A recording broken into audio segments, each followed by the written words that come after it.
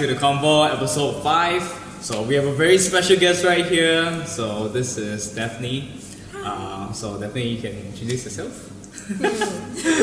Nervous look. Daphne.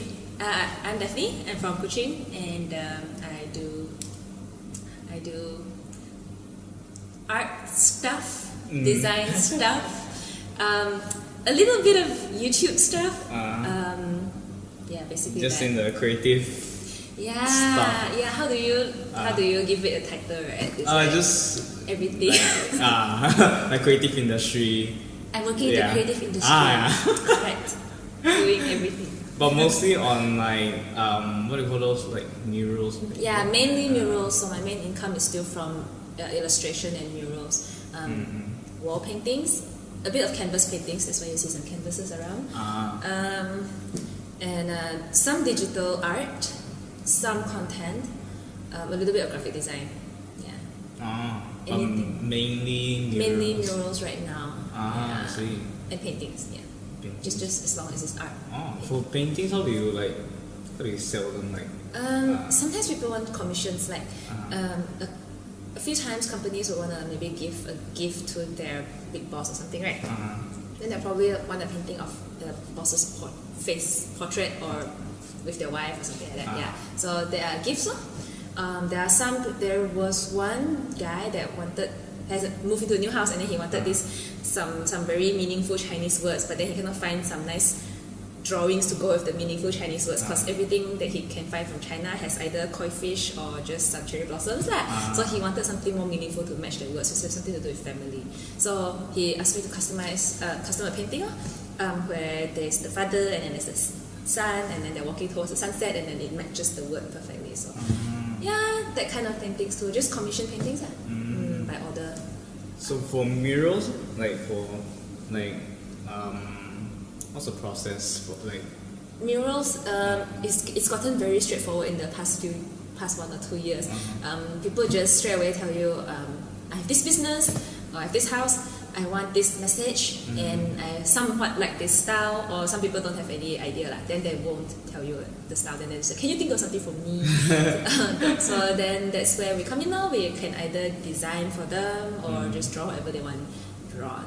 So we normally go to the site, calculate the size, know their detail, then we code them, then if they're okay, then we go paint. Okay. That's the process. That sums up everything. Yeah. Okay. Yeah, that's everything. Okay. Go straight to the questions. Sure. So, well, how long have you been doing this? I think I started, my very first wall was end of 2013. That time I was still working full time. I was working in an architecture firm. But I'm not an architect. In case anybody always misunderstand. I studied business. I was in commerce and marketing, so I was in the admin marketing side of the company. But because of the architecture firm, they're very encouraging on my interest in art. So they pretty much teach me Illustrator, Photoshop, InDesign. After that, I just myself expand to the whole suite. And then they will share their design knowledge and all that. So in some way, I learned a bit of things about interior design. And then also because they're so encouraging, they have friends and they say, oh, my friend wants something on the wall, would you like to try? then I got some of my first few customers there. But my very, very first mural was from a friend. She had this beautiful big house, and then she's like, Daphne, come paint my house. And then my house is so expensive, So I was like, are you sure? I ruined your wall. But she's like so trusting. So that was my very first mural, 2 Marilyn Monroes in her room. That was end of 2013. Then 2014, slowly I started to charge a little bit, learn, and then most of 2014, 2015 I was working 2 jobs now, so I was painting while working full time, and then that was very, very tiring to me. So by 2016, I was like, I probably need to do something about this, focus on something. So for the last 1.5 years, 2 years, I've been out full time now. full time just doing commissions instead. Yeah, I left the job. The architecture firm. Yeah. Very hard decision. They were really, really nice people. I cried. Oh. I cried when I left. But you have to choose in life. Yeah. Like how to say, sometimes you have to sacrifice some stuff for something better. Like, yeah, because time is limited, you know. Yeah. You have to pick where to put your energy into. Yeah, exactly. But even now, like, we're doing so many things, right? Murals and then painting and then content, and even that is like, what should I do? What should I focus on? You know, sometimes I want. It's like it never ends until you find something that subsists. Sticks up. Yeah, because our work is very like hands-on, right? Yeah. It's just time. You come to film, 2 hours gone. You go back and edit, half day gone, right? Yeah. So you start to think, well, how long can you do this? True. Yeah. But then for me, it's like it's not the same case as you, but then it's like quite somehow similar because back then I was actually going for engineering. Actually, I was on the way towards the typical Asian family route. And then it's like and then because of the semester fee and all that, the course fee, that's where my family has doubt lah. So I just say like, why not I follow what I want to do? You guys would be okay with it? Then just mass comm. I actually wanted to go for film and TV. Like just go straight. Yeah. But then I know they still have doubts, so I just say, why not I choose mass comm? This mass comm is quite wide, right? Yeah. So yeah, but in the end, I am still doing what I do, like videos and stuff. You know? Yeah. I mean, it's very sought after these days. So I thought your parents were already like, oh, okay. There are a lot of jobs about these things, right? So it's good lah. At least you got to study what you want. Yeah. In a way. Yeah. It's close. I mean, most of the film people are like multimedia students, right? So, yeah. They all can. In the end, they also can do film. Yeah. Because they learn everything. Most of it is like practice yourself, right?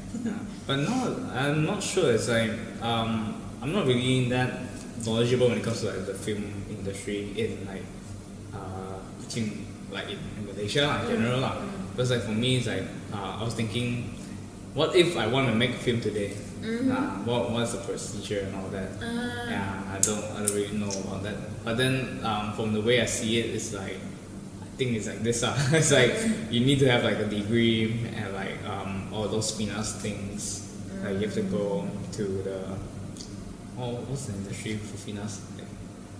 Okay, just finance. Yeah, they handle like the film stuff. Yeah, so you have to go and learn about that. But for me, it's like how to say? Okay. Do you want plain water? Sorry, not in the pocket smoke right now. Sorry, guys. Where was I going with that? How to get about the film industry? Yeah. For me right now, it's like my goal is to try to make like a film without like getting like permission and stuff, because like my philosophy is that creativity has no limits. You cannot have things to limit you to create. Really depends on which way you want to go. There are people who want to do big budget films, and there are people who don't like to do little shorts. I mean, we've seen a lot of YouTubers, a lot of people from the US. They can go anywhere. Like you can have your own channel while acting in a big screen, or you can make little films, sell them on YouTube Red or some other host, right? So it's really what you think you can do, I guess, or want to do, and also where you are. So, like here, if you want to find a big production house, maybe not. Maybe if you go to KL, there are a lot. I mean, you should have quite a few. But if you're here, then you've got to DIY I think. But there are a lot of people who are in Sarawak, I think, who are willing to collaborate. So it's okay. You can save a bit, I think. I think that we are slowly going there. No matter if it's like film or like design or whatever, like the creative industry, I can see that it's slowly forming. It's much super active in Kuching, right? Yeah. I think. Yeah, in Kuching. No. Yeah? Yeah, not in not the whole South. Yeah. Mainly in Kuching. Yeah. How's it in Sabah?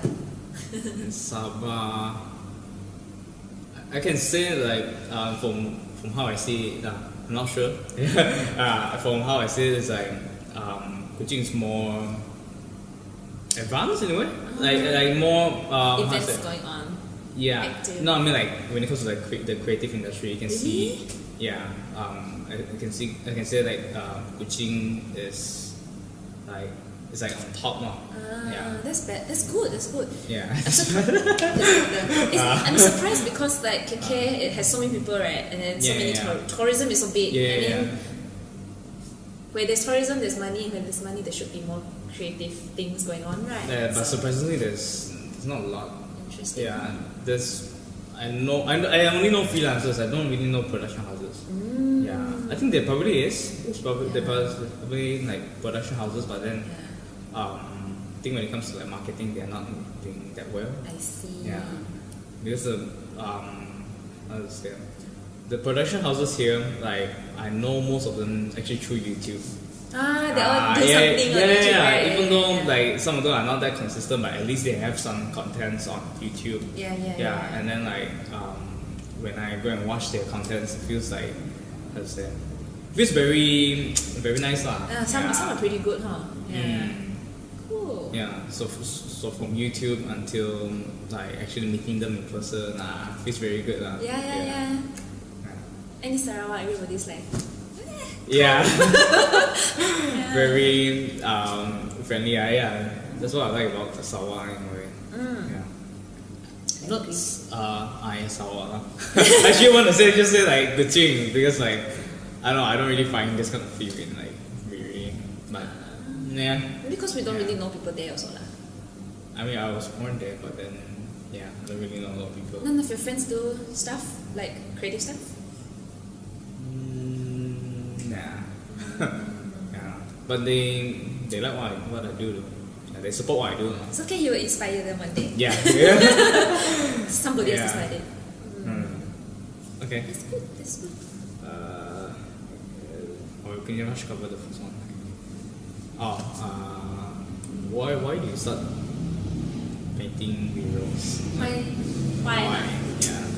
Well, first of all, I tell you the friend, right, that just asked me to do it, and then I just did it. That's like your first time doing it, is it? Yeah. Oh, okay. I mean, mural wasn't a thing. I had to Google what MURAL meant at that time. That was 2013. I was like, how do you call this wall painting? What is a mural? After that year, right, everybody know what the word mural was. I'm English educated and I didn't know what mural was. Yeah, and that started the first painting, but of course it was only one painting, so you thought, okay, that's a one-off thing, that's it. But slowly, when more and more requests come, and then your mind starts to like, can this be more? And then slowly, it's a very long process to me because we're the traditional family, right? So we full-time job, steady pay. And then slowly, I don't know, I live the comfortable life or whatever. Then, but slowly, and because also my family, there's no business, no like real big businessmen, right? I think your family also affect you. So some families they have business people in their family. So then somehow the children can see a lot of opportunity because their parents managed to turn something out of nothing and start a business, right? But I was just like full-time worker, so that's the only thing I knew. So I painted a little bit, and then like when I started to realize that I can do something and then earn it without needing other people to tell me what to do, help, then I started to wonder, can this be a business? What is a business? Then slowly like, I can earn as much as I can earn myself as much as I can earn at a company, or maybe more. Then I start to realize that whatever time you have, you can adjust it to however much you want it to be. So instead of sitting in an office for 8 hours fixed, and maybe you only work for 4 hours because humans get bored. Yeah. No matter what, you force them to sit at the table for 12 hours, they maybe only focus for less than 50% of the time. So, okay, that's a bit far. It's okay. We're good. Yeah. So I start to wonder, like, okay, 8 hours a day. I really want to work. I want to do very well at my job because I really love my company. But at the same time, I want to do really well for these new clients. It's very exciting. Every time you get a project, they ask you, can you paint this? And I'm like, I can think, and I want to think about it. I really want to think about how to design something for them. It's like solving a puzzle. Yeah, solving a problem. Oh, I can fix somebody's problem by myself. I'm thinking. And then, of course, it was not by myself, but I had my colleagues to give me feedback sometimes. But and then I guess it's something I have full control over. And then I saw some opportunity. So actually, basically, that's what got me painting. It doesn't sound like something very passionate, but it is. I've been painting and drawing all my life. Since I was a kid and drawing all the way. That's why people ask me to do stuff, because I post stuff on my website and Facebook, and they see I can draw. That's why they ask me to draw on the wall. Okay. So the painting part, yes, I like it, but the reason why I make it a job is because I saw more opportunity there. Instead of letting other people, whoever hire you, control your time and your money, I thought, okay, maybe I can try to attempt to control that myself. So that's what got me full-time into murals. Does that answer your question? Why murals? Good question. Good. Yeah, but I have a question. Like, how? I'm very confused. Like, how do you? You say you're studying business, right? Yeah. Bachelor of Commerce Marketing. Yes. Degree. Yeah, degree. Oh, that's so big of a difference. Not really. Not really. Kids, if you don't know what to study in school, go into a business class, because in the end everything revolves around business, because that's where the money is at. Even if you're an architecture firm, you need somebody to run it, like how much are going to pay you, how am I going to meet people, right? Even engineering firm, you need engineers, salespeople. So if you like technical stuff, you can study engineering or film or the technical knowledge.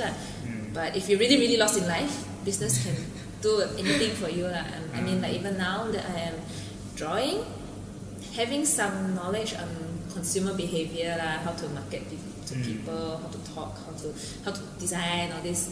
Accounting as well. Accounting in business school. So how to make a basic cash book, like what come in, what go out. You learn that in business school, so it's so really it handy. helps. Yeah, it's definitely handy. It also lets you know why you have to charge a certain amount and why you must not spend on certain things, because you cannot afford to or whatever. Business school can help you a bit with figuring that out, I think, because we're not from a business family. So how do you learn to draw? So like I said, I was very young. I drew all this while when I was young. My self-taught. Self-taught, yeah. It's just some kids just like to keep holding a pencil and color, right? So my elder brother said when I was 3 years old in diapers, I would draw circles over the floor. Yeah, I guess that's where it started. But when I was in school, I always have a paper and I drew in all my textbooks. I always drew underneath my homework when my mom isn't watching. Just drawing all the time and whenever I have time. And when I was working, I started to have a bit more income already, right? And then I would start to buy more expensive color pencils, different type of paints, acrylic paint, oil paint, markers, everything they're expensive, and as a student I cannot afford it. So and I'll start to experiment with all this. I think it's basically just an interest that got me to learn everything. So after I learned how to use color pencils once, and I drew a portrait, and I know how to use color pencil. But it's time for something else, paint. Then from there I just keep learning by myself. Even with murals, how we drew a big mural, we start with not knowing anything. I freehand my first mural, took forever, and I even had to erase and scrape, and I didn't know you can just paint over pen that time, so I scraped the pen. So smart.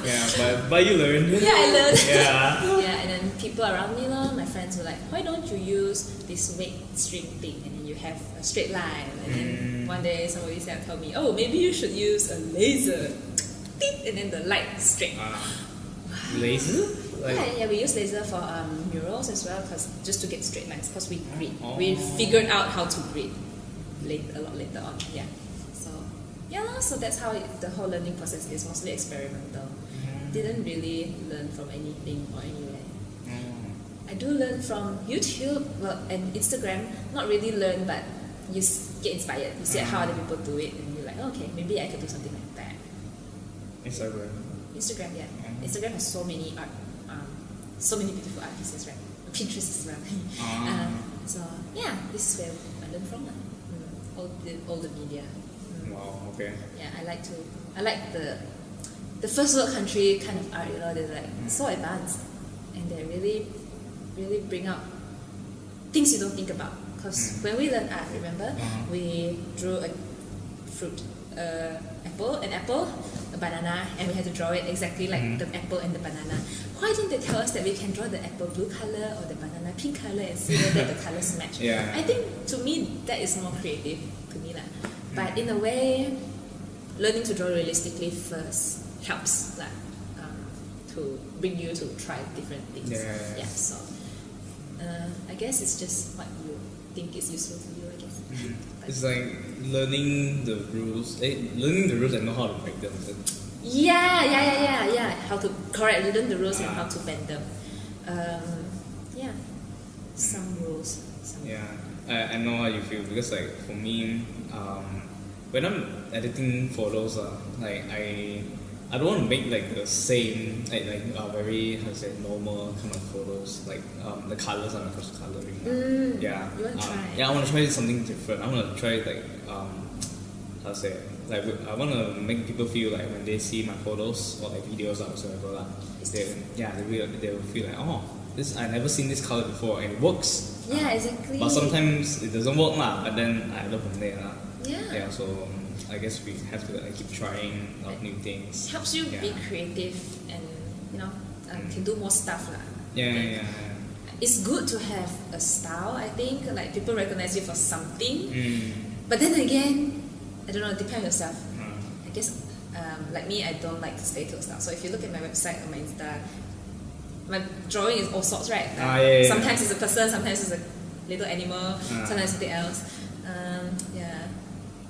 Sometimes I think there's a problem, but sometimes I think that allows me to do a lot of different type of art too. So, as long as you're happy. Yeah.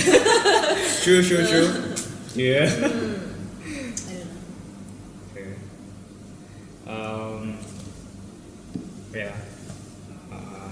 Does it have a time limit?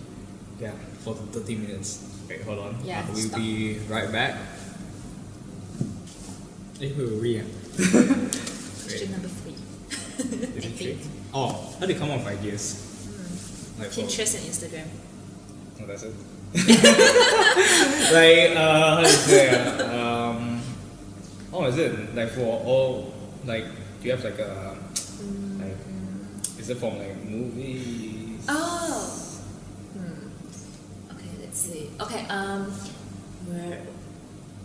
this is different. Like, if you have a project and you're looking for ideas straight away, I would browse the internet. But if I was on holiday or I was on the street and walking around and I saw something very pretty, I would remember it and maybe I would try it. So those will be like, or I'll try on my next project, kind of thing. So yes, I can get inspiration from things I see regularly in a museum. I love museums. Oh, okay. Art museums. Not really the dinosaur, but yes, museums, see what other artists do, film, TV, movies, TV series, YouTubers. I think you just pick up something for everyone, and there's no fixed rule like, I only like this artist, I will follow this person's style. Sometimes you like a lot of people's style, so these things somehow shape my ideas and my artwork. So, example, I like very clean, feminine things. Hence, you see everything is white here, right? White and pink. But I also like modern art and like not very safe with colors, maybe something different, or so I will mix them all up more. if I like a pattern, how am I going to put this very complicated pattern but make it look clean and chic at the same time? So I'll think about these things. That's how some ideas form. And sometimes some ideas also come because of more realistic reasons such as budget. Okay. So a lot of times, especially in a little town like Kuching, people cannot really afford to spend a hell lot of money on their new building or their little new shop. We understand we all have limited funds and stuff. So sometimes just so that they have something nice on the wall, I have to think about what they can afford, what I can offer that still looks nice, that will work for them. So that's when you take whatever references you had before and then look online and then say, okay, maybe this design I can do it much quicker because the color, there's a lot of color still, but it's not so complicated to draw. So yeah, ideas come from everywhere. I always feel like I always expand everything till it doesn't really answer the question. No, it's okay. Because it comes from everything. Yeah, I get it. Yeah. It's okay. Not direct one answer. No, if you direct answer, then I can just move on to the next question. Yeah. And that wouldn't make the podcast. Yeah. I'm a very talkative person. Yeah, not bad. That's why, this is like the first guest who is like very talkative. Oh, really? Yeah, because most of my guests is like, how to say, okay lah. I'm quite serious. Also their first time. So, yeah. But for you, I know. I'm shy one, but because somebody else is talking to me, it's okay. Like when when I talk on my own video, I'm like, my last editor was like, wow, what are you doing for one like this, for one like that? Oh, you have an editor? No, for a little while. So she's graduated from film school, so she don't know how we met already. I forgot. Then she edited my videos for a while. So at one point my videos were quite picky. But then she had to go to Singapore, so I don't know how to pass my stuff to her. In the end, maybe one day when she comes back, or when we figure out fast internet or whatever, faster internet, then she can edit more of my videos right now. I don't have an editor, that's why my videos are inconsistent. Yeah, it's been half a year since I posted my last video. I just posted 2 other videos. Your last video is your newest video is the Bintulu one, right? Wait, last week I think I posted something, but I don't remember what. Oh, it was Singapore. There was Singapore and then with Karina, right? Yeah, you know Karina? Yeah. Cool chick, very cool chick. Very happy, very excited to see her soon. Soon? So, I'm going to Singapore in June. Yeah, so, yep. So no videos since before Bintulu for 6 months. And then 2 videos last 2 weeks. So I have to figure out something to do to edit tomorrow or today. I have a lot of backlog footage. Like you keep, because you know that you want to edit. So for the whole 6 months, I'm recording. Then when the time passes, you suddenly have no mood to go back to that. The mood of that video is gone already. Right? Also, I did not film properly lah. Like I have no plan when I film vlogs, I just say something. Oh, this is nice.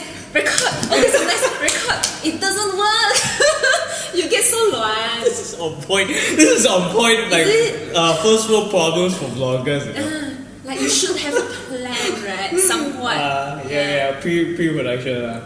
Or some style to begin with. Like I don't know. Some people seem like they have a style. I will have a time lapse 3 times a day, and I will talk to some people, right? And I will say this thing here, and I'll say this thing there, and I'll say this thing there. But no, some people with no plans. I tried to do pre-production. I tried to write down what I'm gonna do. Doesn't work also? Then what works? You have to be a natural, is it? No, I guess for some of the vloggers, they when they are serious into it, they have to. I guess that's I think it's human nature. If you're being forced into something, or if you're being there's no other way, then you have to find your way to make that thing work. I think right now we're just not casual. Too casual. Not that focused. But then if you we do it a lot, then probably in the future you get better. I know, right? I partially hope that after a few more times I'll just naturally know what to do. But I lost touch in 6 months. But you can see that from your first video though. I don't know whether if you noticed the Bali ones. Sorry, I'm saying that like for everyone. Generally, yeah. Sorry, I didn't. I'm not that. No worries. I'm not that of a stalker. No problem. But they are different, so. Yeah. Anyways, like for me, it's like when I look back to my old videos, like when I first started out, like with that camera, the first camera. So it's like it's very different now to see my style like change. Yeah, jump from like there. My first vlog is 15 minutes. Wow. Okay. And then with me speaking to the camera. Okay.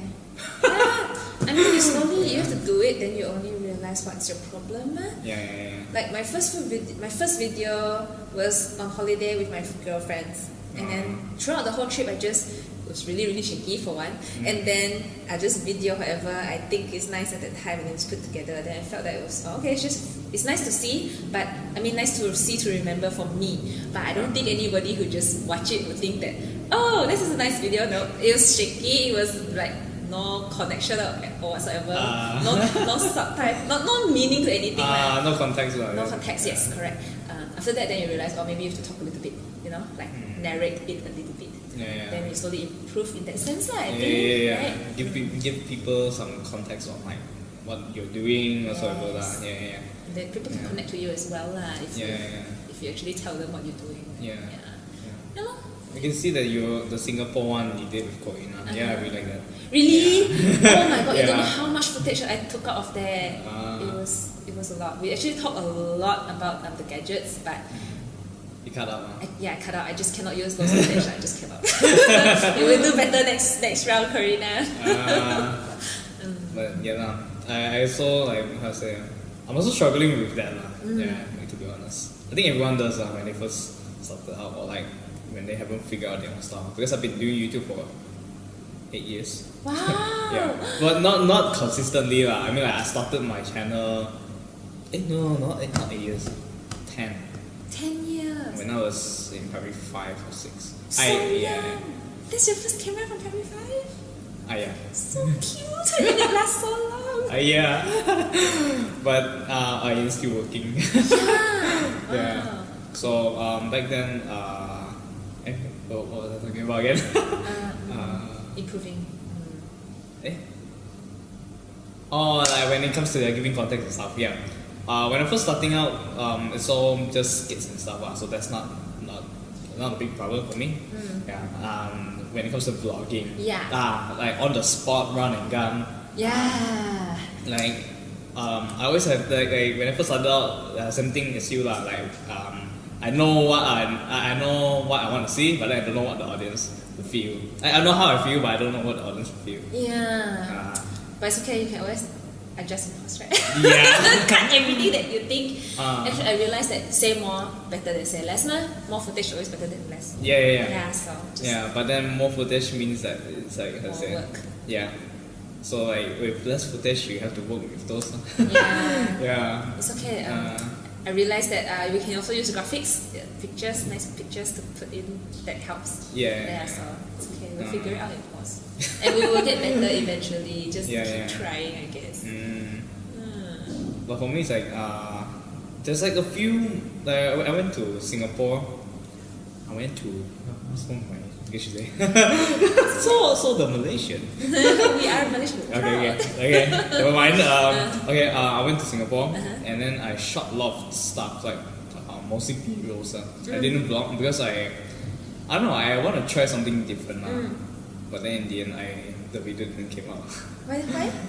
I tried editing. I tried to put everything together, but then it's like it doesn't make sense because like everything is just like it's very good. Like for me, it's very good cinematics like B-rolls of like people. You know what's B-roll, right? Yeah. Just the video, right? Cuts, inserts. Yeah. And then it's like I went to this place, that place, and like there's no context, Yes. People don't know what am I doing. I think because you're used to the type of videos with context already. Some people they just have all these, they just glue all the B-rolls together and then it's something nice to watch. Like, there are people who are really good at that. Those are travel videos, but very cinematic travel videos. Those one for me it's okay for me I want to try something very different, like more narrative one. without speaking. I don't know, with speaking. Yeah, I tried putting in my narration and like music, and then I see that so cringy. Okay, get it. Yeah. It's like I'm teaching people about life and stuff. So like, what the hell, man? I'm not the like how to say I'm not a preacher, like the guru or whatsoever. Like, who am I to teach you how to live life? Depends on you though. Like, if you are that kind of person, then just be that person. But if you think it's really too cringy and it's not you, just say something like casual like, oh, that's dumb. With the flowers. That's cool too. Hey, I'm in the mall now. Yeah. Welcome to the mall. That's another start. Something to try. But I'm not sure but I'll probably try to make like a series. To like how to say, to just use that footage. I don't want to waste it lah. Yeah. Like I don't know, maybe a series called Travel Diaries. Like it's not narrating it's like I'm sitting in front of the camera, telling you guys like a storytelling. Like here's a book, something like that. There's so many ways to do it now. That's right. That works. Yeah, and then Singapore is one, Malacca is one. Cool. I actually wanted to make like a travel video for Malacca, but then like in the end I didn't get like a drone shot, and it's like a shot of like the place. Yeah, and then because my drone somehow like flies around, like goes out of control that time, so that like shit. It's okay, you can always use something else, use a picture or something. But I don't know I think it's the same case as Singapore like I just don't know like how to like gonna feel the video. I want the video to have like a story to it in a way, like in a way it gives people like how to say a reason to watch it, and like keeps them interested in continue watching. Because like if I just throw in all the B-rolls, add more music, and then like I don't know, it somehow doesn't feel right. Yeah. It happens sometimes. Sometimes you just don't feel your video and should I not even post it or even finish editing it. Yeah. Definitely struggle with that sometimes too. But there are YouTubers who say, right, that sometimes something that they're not so passionate about, but they just post it anyway. People like that one. Yeah. I heard that before too. So. But for YouTubers, they're like, if the more established YouTubers, I guess, like because they already have a following. Yeah, that's how I see it. They already have a following, so like it doesn't matter if you post something very random once in a while, because you already have like people watching now. Yeah. So for me, it's like I want to like build my audience. So yeah. But it wouldn't hurt to try lah. Yeah. To like try different things. That's our life mantra. We just have to try. That's it. Just try everything. Yeah. Okay. So far okay. It's like okay. Oh yeah. Speaking about YouTube, why make videos? Yeah. First, let's see. Okay, initially it was to record my artwork. Actually now I can't think of it. I don't know if my first video was actually Bali or was it an art video. Initially it was to record time lapse and a bit of context of my artwork. So if I have a whole art playlist that shows that they are not so professional art videos like art and then very fast. Not really. They are quite chill. They're like, okay, this is my wall. I'm here in somewhere and I'm painting this kind of thing. And then I think from there it's like, okay, sometimes we travel as well. So I'm like, okay, let's do another playlist, travel, because I really like to, I don't know, I think, I also cannot remember already. Maybe I enjoyed watching vlogs since last time already, or maybe I followed some really old, okay, I watched YouTube when I was in uni, and I followed Michelle Fan most. Michelle Fan is a beauty guru. She's one of the first most famous, most established. But then she went offline for a year or two already. But anyway, I think I enjoyed watching videos lah, and then just thought, and being somebody in the creative field, I'm just interested in trying another medium lah. It's almost the same as buying my color pencils and then painting and then trying some different medium. To me, film is also another medium. So maybe I can make a short video of something. So the most casual, easy, and not professional thing to do is vlog. So when me and my girlfriends went on our first trip together, and I thought, this is a good opportunity. You need something special to make the first video. So, bring my camera. Super awkward trip. All my friends are still not used to me holding a camera around, so they're all like. And then Feiyu YouTube, and then after that, posting videos was fun. It's somehow it's just fun to edit and then see your finished product, and it's even more fun a few years later when you look back and like, wow, we've been there, we did that. So then, and also when people can reach you, or like when I have one or two very supportive friends who always like, oh, where next, or encourage you, then like, somebody likes my stuff. I'm so happy. Then that keeps me like, YouTube, I'm going to make more videos all the time. It's just fun. I think it's fun, even though it takes a lot of time and you're trying to figure it out and doesn't earn you any money. But I think it's fun. So you feel that, right? Fun. Yeah, for me mostly, I mean, that's one of the reasons why I'm doing this. Right?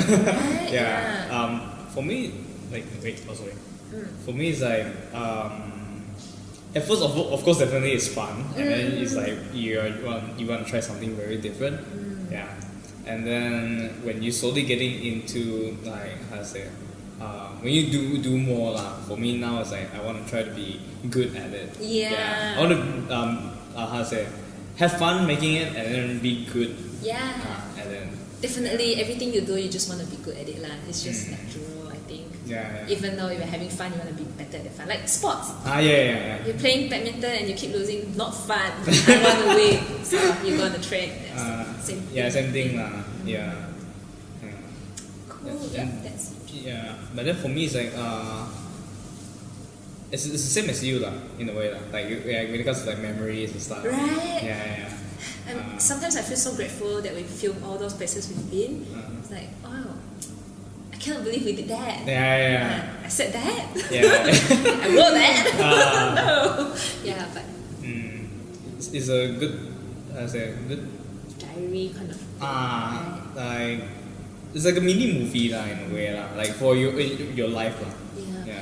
But in a sense, it's not just. I mean, it's also part of sharing. Like, you feel nice to be able to share your experience, and I think somebody can find something useful out of it. I think that's also the other part. So that's. I mean, I've been blogging since I was in high school. So somehow sharing is nice. Maybe because somebody learned something from it, or your friend is more connected to you. Maybe she's living in another country, and then like, oh, she knows you did this. She knows you recommend this. I think that part is also nice. The sharing information part. Because I would wanna, if I want to know what to do in Bangkok for certain days, I would want to Google that first. And then I'm so grateful that this person summarized this thing so well for me. So somehow that part, I want to improve in that part lah. Like make a more useful sharing videos. It's also fun. Same thing lah for me. Right. Like how to say, it goes back to my first point now. Like story is one thing, and then like the other thing is like sharing.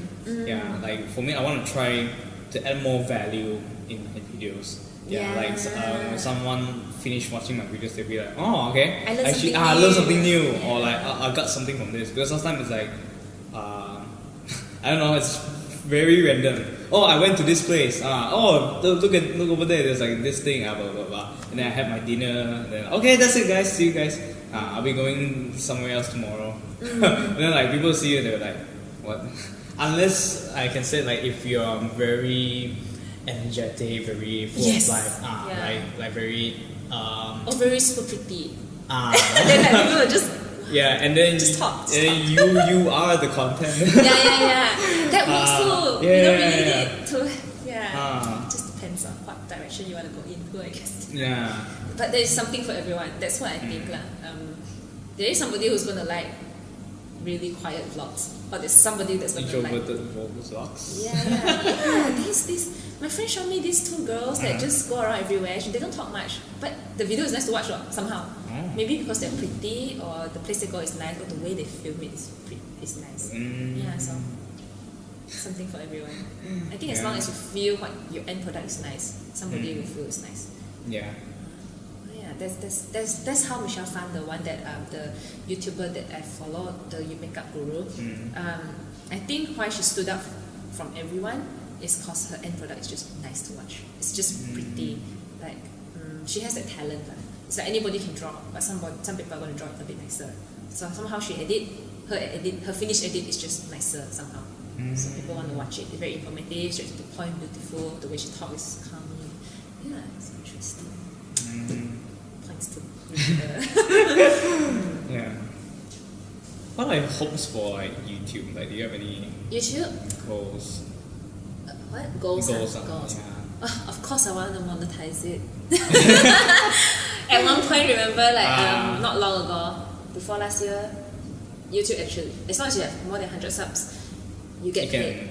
You get paid. Did you get paid that time? I tried. I registered and then it's like, I don't know, like they didn't come back to me. Maybe at the time they were in the transition, but before they had this, now you have to have 1,000 subscribers. And 4,000 hours of time. Yeah, something like that. Yes. Yeah. So subscribe so I have 1,000 followers so I can make some money out of it. Because it's really fun, and then it's just maybe just have to figure out how to make better videos, of course. But I mean, it's so nice to be able to share and earn a little bit from it, you know. Yeah. Yes. Goals is to just, I think, make better content eventually, and yeah, just share, just have fun doing that. Basically, that's what YouTube is for me. Just nice sharing memories, have fun, and hopefully monetize. Okay. I mean, that's our main goal. Yeah, Yeah. It seems like somehow you just need something that will sustain you. Even if it's fun, if it doesn't sustain you, you probably somewhat lose some passion towards it. Maybe. True. Like you lose the kick. Yeah. To go further. Yeah. Like if it's hurting you, you don't want to do it anymore, kind of thing. So, same thing. If you see an opportunity there, you want to keep doing it, something like that. Yeah. It's like for me, like when I'm doing YouTube, like when I post something that I thought that is gonna be very good, like I really like it, like oh my gosh, I'm gonna get like a lot of views, like, so ever like probably this is it, but then in the end, like after a few days, it's only just those few views. I don't know, it feels you kind of you're demotivated. In a way, you don't really have that motivation to continue in a way. I think there's something we all have to remember is that no one just suddenly became really good. Even those videos that became viral, they probably posted 100 videos before that. Before that one video made them famous. So just keep doing it. I mean, you have, because we like it, that's why we can keep doing it. So find something you like, then keep doing it, and don't expect to suddenly become amazing at it. You have to work towards it. Sometimes maybe it's not just your content. Sometimes there are other things, like maybe the way you type your title, or are you reaching enough people? Keywords. Are you talking to the right people? Are you sharing it a lot? If you meet a friend, will you proudly tell them, hey, look at my channel? Or would you like, I do it sometimes. You know? So it depends on how into it you are. You have to figure that out also. I still struggle with that a lot, like holding cameras in public. Struggle a lot. Same. But I mean, you see all those people that are really good and everywhere. They Yeah, they don't care. They like, don't care. Yeah. And that's something to learn if you want to be good at something. I think just don't care about what people think. I can give you one tip. Wear sunglasses. Yeah, Casey nice that. Yeah. I don't know, like you feel more confident in wear because people can't really give you eye contact. Yeah, you can't see me, I can't see you. Yeah. So like, it's okay. That's true. Can Yeah. wear sunglasses. So weird though. It's even more weird if you wear sunglasses in the mall and walk around. Yeah. It's like, what's wrong with this dude? I tried before. And I tried to like be like Casey. I said like I just want to see how does it feel to like wear sunglasses everywhere. Yeah, and then it's like like it's cool. It feels good. Okay. People will feel like what the heck, like. But I think eventually people will accept it more because YouTube is so common now. Vloggers are really getting common now. So eventually people will like, oh, that person's just Insta storying or YouTubing, or eventually I think people will be like that. So it's okay lah. Who really remembers you anyway? Yeah. On the street, right? You have to think that lah. That's what I try to tell myself. Yeah, but in Kuching, like in Asian countries, it's quite different, right? Yeah. Definitely. Yeah. Even in Singapore, me and Corina were like holding the videos. A lot of people were like looking at us and like, and then we're like, let's run. Okay, let's run. And then the guys are like, so still somehow you attract attention, but it's not all negative, so it's okay. Yeah. Like I went to Bintulu last 2 months or last month. Yeah. I wasn't vlogging. I was just like taking videos of the place. And then like how to say, people thought that I'm a tourist, And then in Bintulu, it's like they don't really have tourists there. You rarely see tourists like in town. So it's like for me it's like it's an alien. They see like what the heck is this guy doing? And then like there are a lot of people approach me and say, oh, you're Wattawan. So funny. Then reporter there, oh no, tak. You should just say yes. Chini Jerifu. Tengok atas YouTube. Subscribe lah. Yeah. Kamu mau masuk dalam? Yeah. Yeah. So that's like one of the how to say, not weird experience, like one of the experience that I have when it comes to like people not being how to say, not being cool about it. Yeah, in a way lah. Ignoring you. Yeah. Like they feel like this kind of thing is not very natural, or it's not very not common. Yeah. But in Kuching, it's like okay lah. I how to say, I can see people looking at me, but then like it's not as weird as like Bintulu. I think the more populated or advanced your country is, the city is okay. It gets better. Yeah. Okay. Hold on. Okay. You have anything to do later? No, it's okay. Okay. It's too early. Okay. Okay. So because I have like. Yeah, sure. How many more? 10? Not really. Okay, that's new. So what do you think about the creative industry in Kuching? Kuching or Sarawak? I don't really know about Sarawak lah. Kuching. For Kuching, I can tell you, I think people here are very proactive lah. So when they want to do something, they just go do it. And then it's very supportive, I think. We all somewhat know each other somehow, or we collaborate in some form before. And we see each other in wedding dinners all the time. So so somehow, and we all know that each other is doing something. And whenever one of each other do something, we're just like, oh, support it, I think lah. A lot of us were just like, oh, you did that. What camera do you use? Nice. Or something like that lah. Or like, I want to collect next time. And so I think here is quite active lah. And now that we have What Kuching and all that, all the little events going on, our small talk art market, all these little events, Pecha Kucha even, these events are helpful to the creative industry. They share stories of all these people, and through there we know each other more, and then we actually become friends. And so I think Kuching, I think that's why it's so active as well, because we have a lot of events, And there are a lot of passionate people with some capital, like some money. They are business owners, and they appreciate these things. So they will come look for us and then ask us to say something, contribute something, or paint something. Yeah.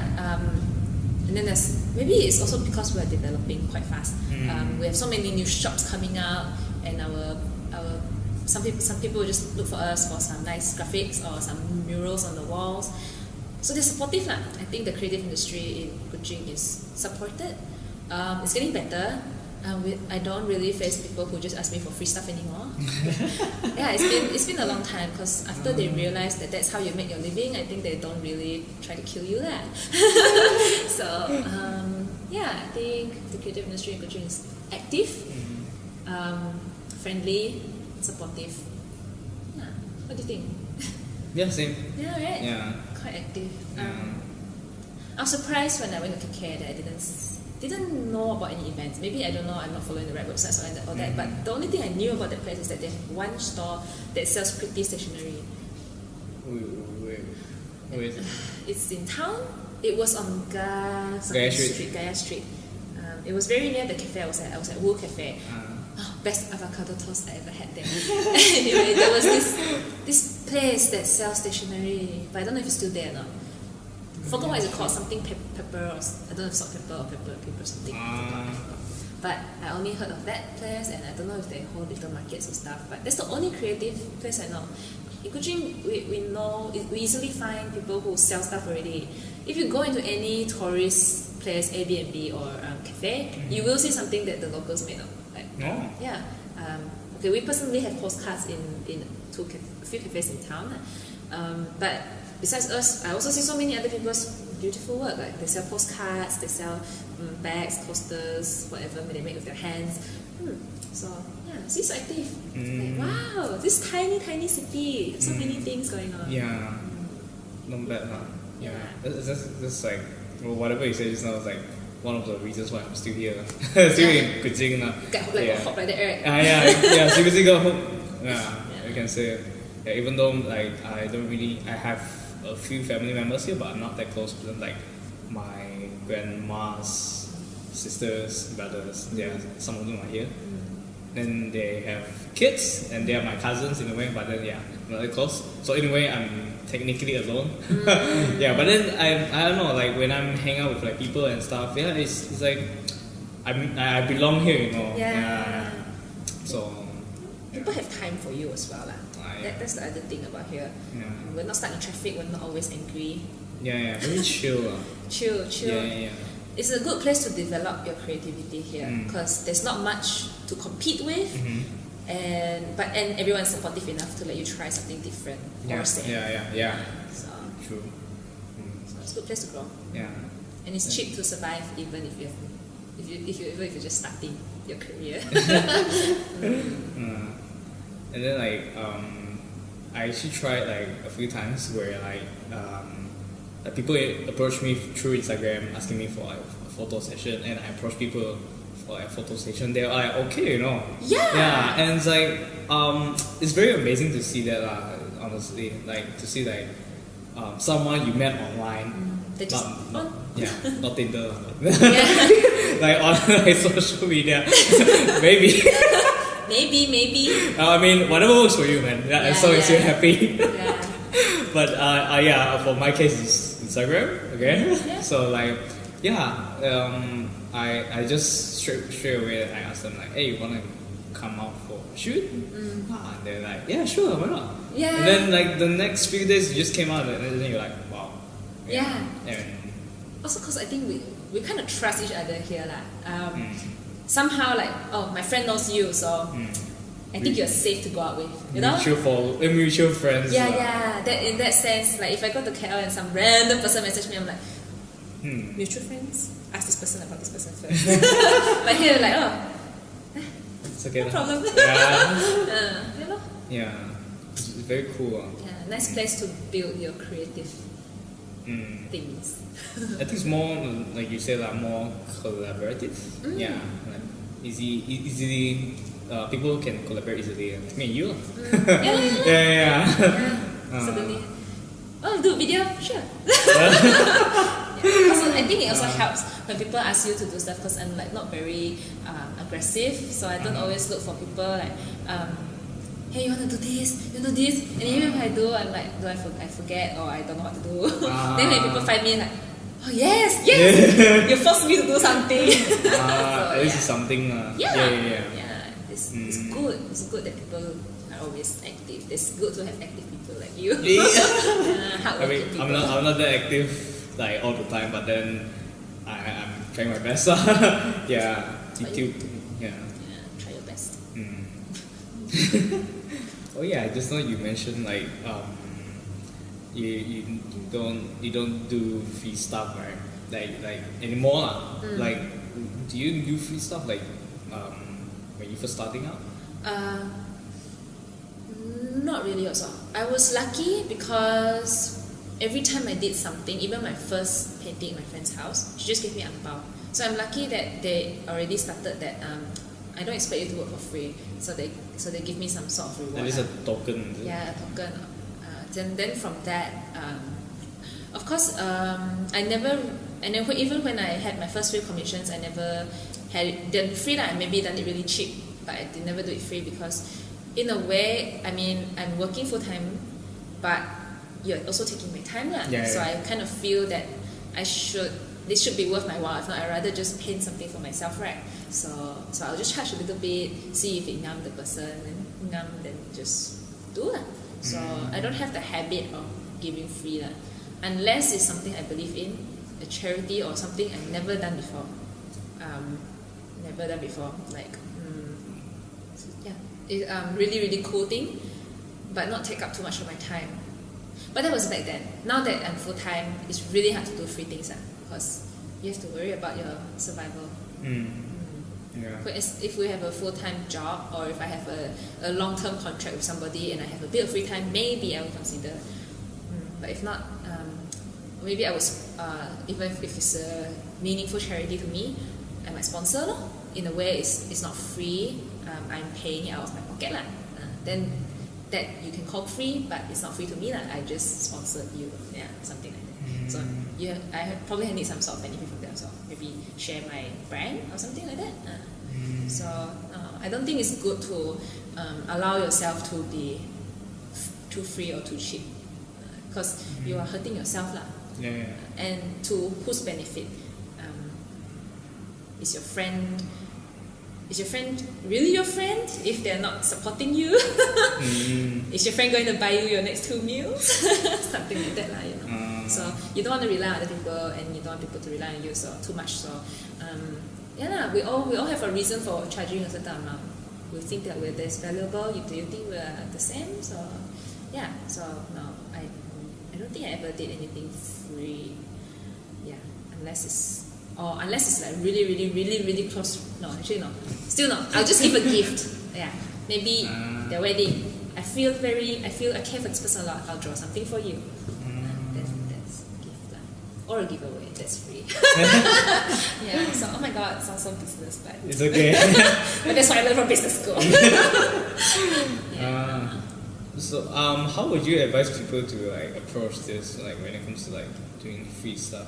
Like, okay, let's say if you're just starting out, would you recommend people to do free things first? Good question. Sometimes yes, sometimes you can. It really depends on yourself. If you can afford to, just do it. If you can't afford to, or you feel that it's not fair, then don't do it. Just be fair to yourself. So, just starting out, give free things. Maybe if you want to do something new, like try something new, maybe you want to start to get into branding. Maybe you just want to do a free branding for your close friend or something. Then that's okay. But after a certain amount of time, you have enough for your portfolio, just stop that already. You're not helping yourself anymore. I think it's good to start off free, but then like in the long run, like when it comes to like sustainability or like survival, you need to charge at least something. Even if you just started, you can just charge a small fee. It kind of make your client feel like they did contribute to something, and they would treasure what you gave them a bit more, even if it's just $50 for it for a video. At least like the client feel like, oh, I have to use your video now because I paid $50 for it. It's not zero. It's not 1,000, but it's 50. I spent some money. I feel some responsibility towards your product already. Something like that, like maybe just a small price, or just tell them, oh, just give me an bao, it's fine. Yeah, something like that. I think that would help a bit. It depends on you, lah. If you feel okay inside, then you're okay. If you're not okay inside, then think about it a little bit more seriously. Yeah.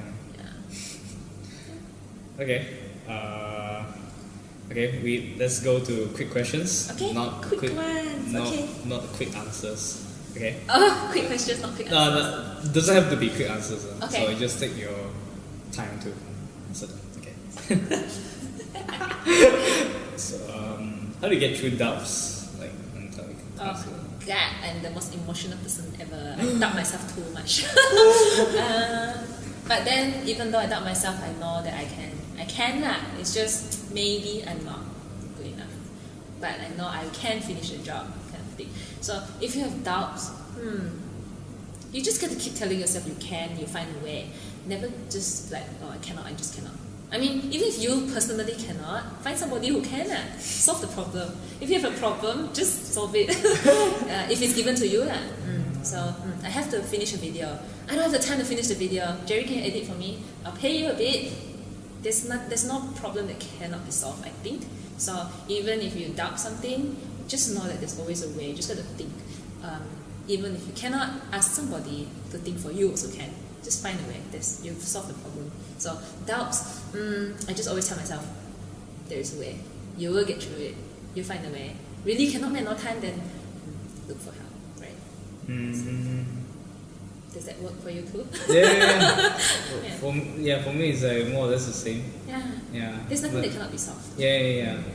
Like how to say, I learned that like in high school. I don't know, that's my philosophy. I don't know why creative minds think alike. What? That's why we would do it, because the creative field is very uncertain, and we all know we're just doing it because we like it, not because we immediately see a end result.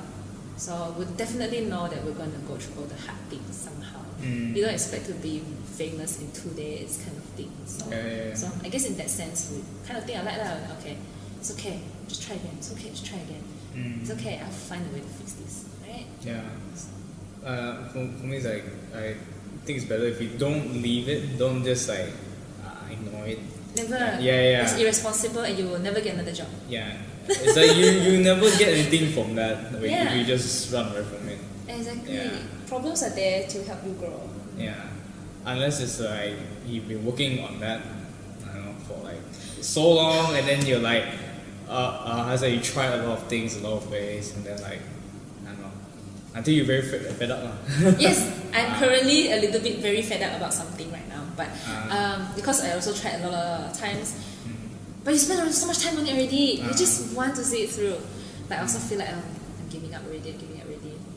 Just, I guess, in a way, I hope the person I'm doing it for doesn't give up on me. Like, okay, just one more design. I guess just got to pull through lah. Yeah. If we can somehow go through that, how to say, obstacle, let's put it this way, obstacle, then we'll make it stronger. Like the quote, what doesn't kill you make it stronger. Yeah. Or it will just teach you a really good lesson. Like, yeah. Don't do that again. Yeah. Same thing lah. For me, it's like when I was in high school, I do a lot of weird stuff. Like stupid stuff lah. Like stupid stuff lah, not how to say, like, I don't know. I don't want to go into details lah.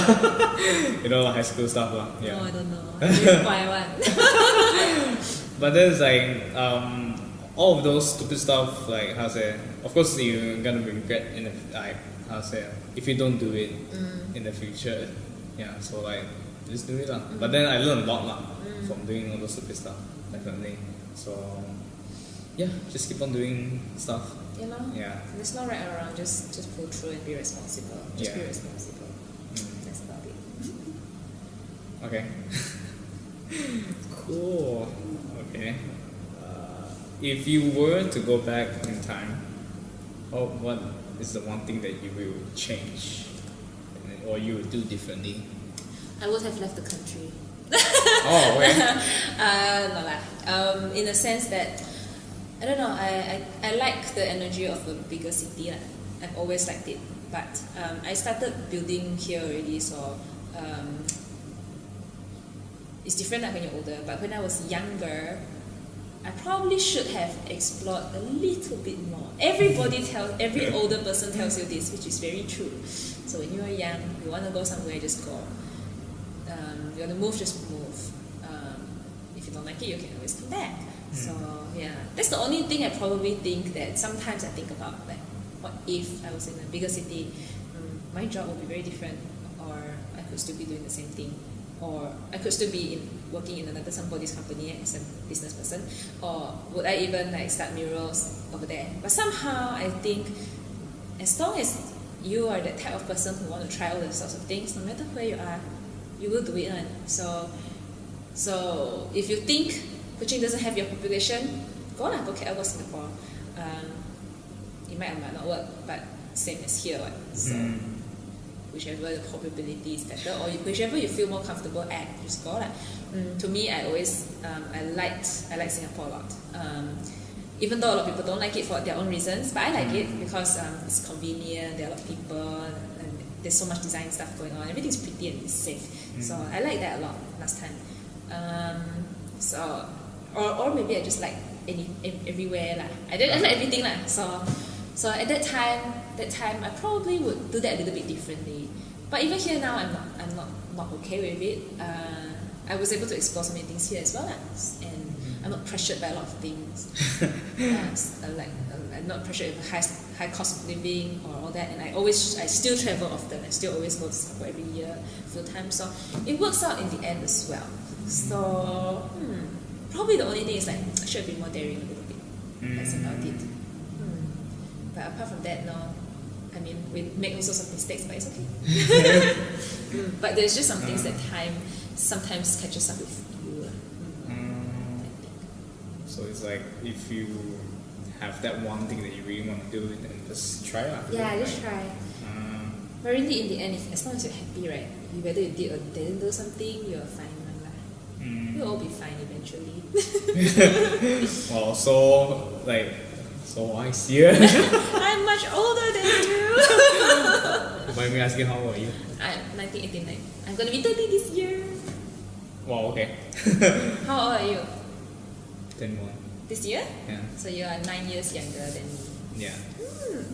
Okay. Oh, I couldn't tell you were like 30 this year. Some people tell me that. Is it the face or the energy? The energy, yeah. I mean, I met people who are who has your type of energy, like at your age. But then not a lot lah. Okay, hold on. I will be right back for the last time. What? Okay. That hesitant look. How would you want people to remember you? I always had this thought, like I always want people to at least feel grateful that I appear in their life. Not because however selfish thing, but I just hope that I added some value in their life lah. So I think I just don't want to be remembered as a bad person. I just want people to okay, wow, I met Daphne before. That's cool. Something like that. Like when I wrap a gift. I'm very, very happy when I wrap a gift, but I really suck at it. I'm going to be very honest. I know I draw and all that, but then when it comes to wrapping gifts, I'm a bit confused. I think it's a talent, or you just need to study a lot of things. But then whenever I wrap a gift, I'm really happy. I'm like, this person's going to open it. I thought they're going to really like it. I really bought this gift because I think that person will use it very often. Then I wrap it very happy, and wrap this. And then, somehow I just feel like, I just want people to just remember that I made them happy one time, something like that. So that's good enough. Yeah. What else would it be? I don't think I'm if it comes to art or whatever, I don't know. I don't think that I will be some crazy famous artist or whatever. Or maybe I just hope that people like when they see my work and what I do, then they will like, or maybe one day they will, if they really want to, they can do that too, something like that. So inspire to do what they want. Like I figured out a way to make it work for me at this time. Maybe you can too. I don't know if it will work for a long time, but hey, I had a few good years, you know. so I hope you guys get a few good years too, kind of thing, you know. How we want to be remembered by? Oh, good question. I don't know. I actually got this from a book, you know. I don't know whether if you know it's called 7 Habits of Effective People. Very good book. I heard of it before. Yeah, it's a like best-selling. I think it's been best-selling for like a few years. Yeah, and then my friend recommended this book for me. And then there's this chapter, I guess. This chapter throws you a question, and then it's like, oh my gosh, hit me so hard, you know. What was it? It How shows. people remember you? Is it that question? No, it says something like start with the beginning with the end. You begin with the end. It's like it says like you start with the end, and then slowly from there you go back. The end meaning like when you when you okay. Married but that's like, the end. That's the end. Like Okay. how would you want people to remember you? And then like then from there, it's quite deep lah. I see that, and then quite dark. I see like it also makes sense lah. I feel like it really how to say, it touches a part of like human, like how to say, a part of you to rethink about your life. That's for me is like it's really how to say, it's a very good motivation for me to rethink my life, and then like reposition a bit, and then I wrote down a lot and then the book told me to like write down all the things that you want people to remember you by, and then like I wrote like, let's say, if I in the future I have kids, a good father, a caring husband, and like a lot of things. And then after I wrote like the whole page, I feel like, wow, like it's very with a lot of goals. And I didn't know about this, and then it's just like, why not I try lah. And then like I wrote like forgot already, the list is at home yeah, but mostly it's like my goal is to like, I don't have to be known by anyone, a lot of people, just by the people you care about. Yeah, exactly. And then like hopefully like I can inspire strangers. I don't even necessarily have to know them like in person. Just inspire them to like do their own stuff. I think creative people have that part because they share, they inspired by somebody, and you hope to do that too. It's like what do you call that? Cycle. People inspire someone else. This kind of thing. For me, it's like like to inspire more people to not do what I do, to just do what they want, just do stuff. Just do. I should actually get sponsored by Nike. I know. I use that a lot too. But then I don't really have a quote lah, but I just want them to do more stuff. It's a like I always tell people it's better if you do stuff than not doing anything at all. That's for me, like I don't know. If I'm not doing anything on one particular day, like just like chilling or whatever, you feel useless. Like I don't know, like feels sometimes like when I'm very down, like it's okay lah. But then like if you do it like for a few days, you're like, what am I doing in my life? But different people are different. It really depends what you want. Some people are like that. Some people like don't do anything, will feel very useless. But there are some people who enjoy just not doing anything, and they're comfortable. And sometimes I admire them. So I think you really just do whatever makes you happy. As long as you realize that you're not complaining about something, then you're okay. Something like that, right? Just don't complain. You have something to complain, just do something about it. Yeah. Just do stuff in general, and then like hopefully to make my own movie. Yes. You want to make a short movie or a long like feature film movie? I was like movies and like A 2-hour movie kind? yeah. Wow.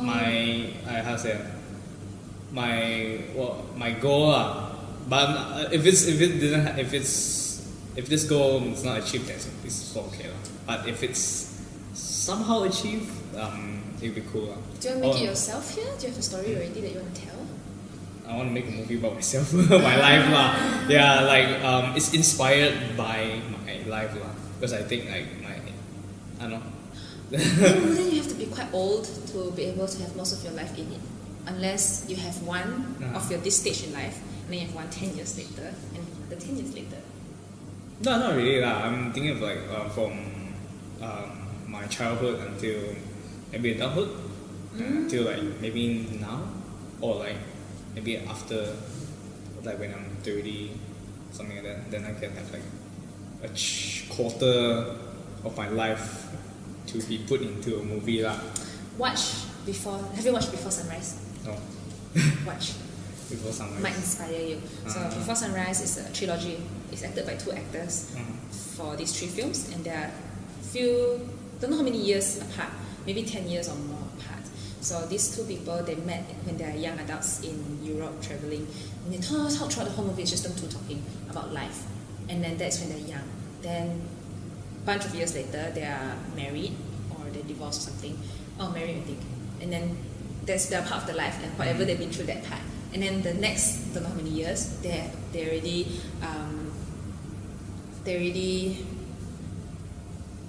old and they have grandchildren and they talk about their life again. Yeah. So yeah, that's a very inspiring film to watch. I think you should totally watch it. Before Sunrise, Before Sunset, Before Midnight. Oh, okay. So cool. Might inspire you. I really love those films. Okay. Before Sunrise. Alright.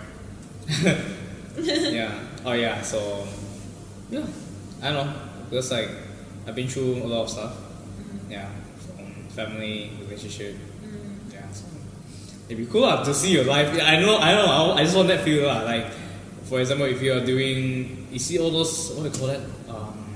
Biography films, is it? I don't know, like film about Steve Jobs, film about Stephen Hawking. Imagine you being that person, like watching your own life, like in the cinema, like wow, that's me. Yeah. Yeah. That's cool. So yeah, I guess that's like how to say.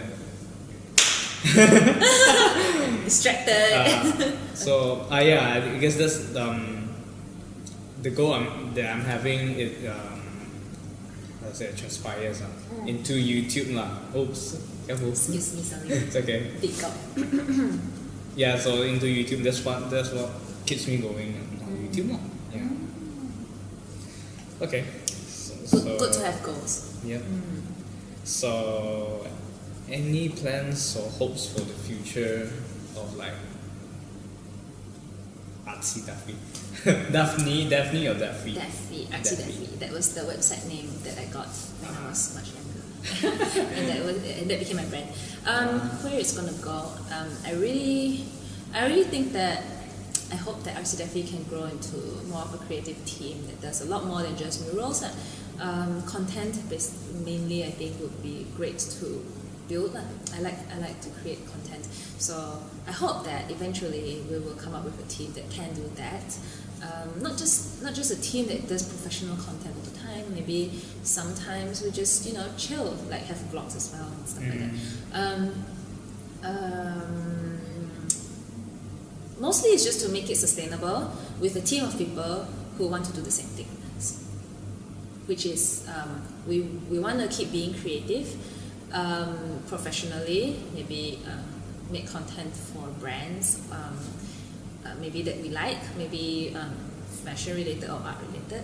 At the same time, we all just have the same principles, do creative things and make a living for ourselves. That would be nice. I hope one day this office will be filled with energetic, creative people.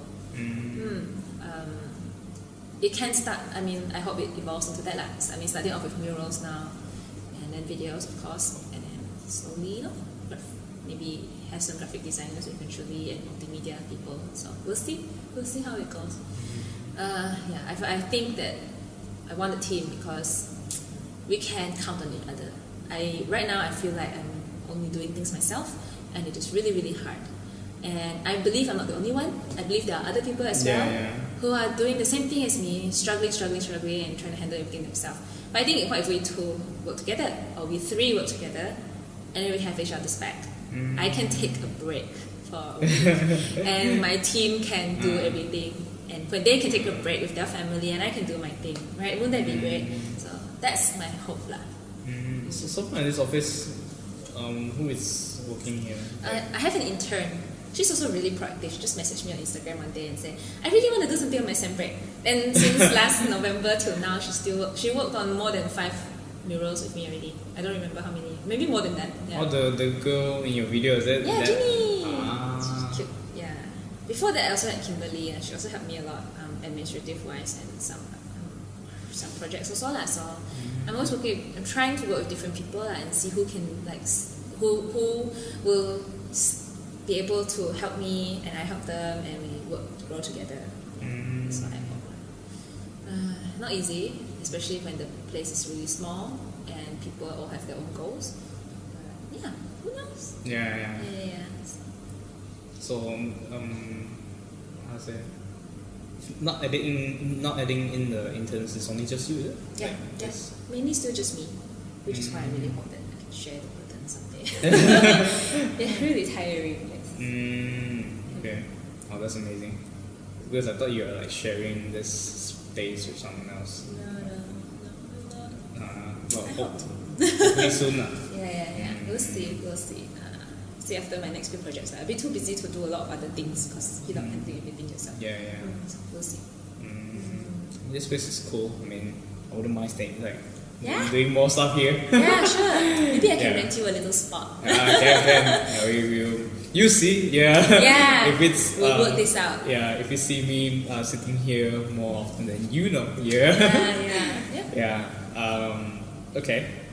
So, any thoughts for like the creating? You call them creatives, like. Is it creatives? Like, I'm not. The general term. We all know what it means now. Like creatives lah. Let's put it this way, like creative people in who are watching this video or listening to this podcast. People in Kuching, Kuching. Yeah. What was it again? What your any advice, thoughts, or like quotes you live by? Like what do you call that? Yeah. Okay. I think we did cover a few of that. Never give up, be responsible, pull through. Just do it. Just do it. Don't be afraid of judges. No one can really judge you. And come to think of it, I'll share with you the thing that I think is the worst in life. It's terminal illness and death. So as long as you're not going to die or you don't have something that's going to kill you, just do it. Nothing is really that bad. People say that you're bad. Okay, don't hurt people, of course. Don't intentionally steal. Don't intentionally do something that people will not like. Don't hurt people. Apart from that, if it doesn't hurt anyone, it doesn't hurt yourself, it's responsible enough. Like not breaking any laws. You can just do it. I mean, don't be afraid of people saying, "Hey, why that person so narcissistic, always taking pictures of herself." This kind of thing. Hey, come on. You don't like it, but somebody is referring to me for ideas. Like, I personally follow, every day I will follow 2 or 3 Instagrammers. They are mostly fashion Instagrammers. Okay, some people may think, oh my god, why they take 1 hour to take one picture, right? But to me, I'm like, oh my god, today I'm going to wear this and this. Cool. Next person. This is in? Cool. You know? So, somebody is going to like what you do. So, it doesn't, don't think too much about the bad side. Be positive. Focus on the people that likes your work instead of the people who doesn't. But then from the people who doesn't, you can learn a lot from them. Yeah. So in both cases, it still works. But it's just a mindset, I guess. It's all mental. Be a bit aware. Be a bit balanced.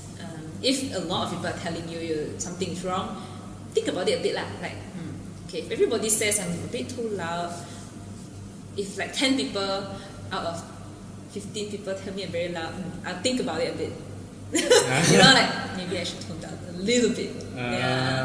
Like I mean, even though you're having fun doing whatever you want, but try to respect people around you, or maybe people have some intention, good intention for you. Maybe they don't like it as well. Sometimes people's unsolicited advice, sometimes can think about it a little bit. I think, but still do whatever makes you happy. Like. Okay. Okay. Last question. Sure. What are your hopes to see, like, hopes for the creative people?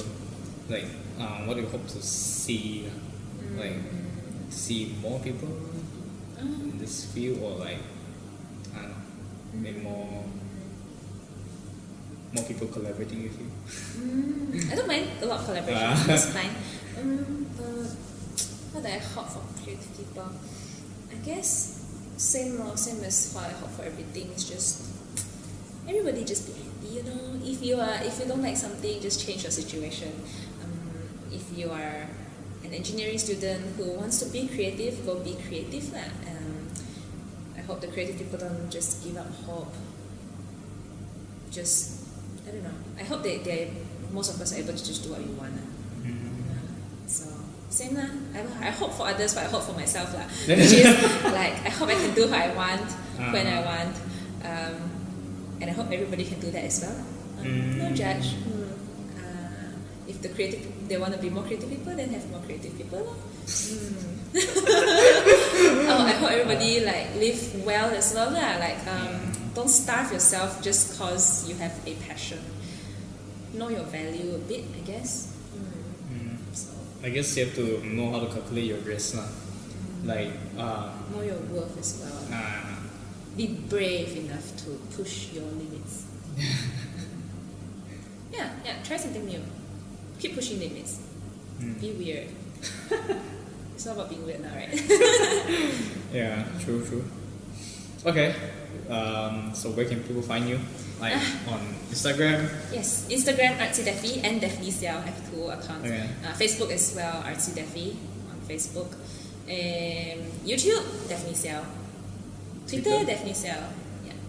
So it's either these 2. Just look for one of these 2. Yeah. But YouTube is Daphne Siaw, not artsydaphy.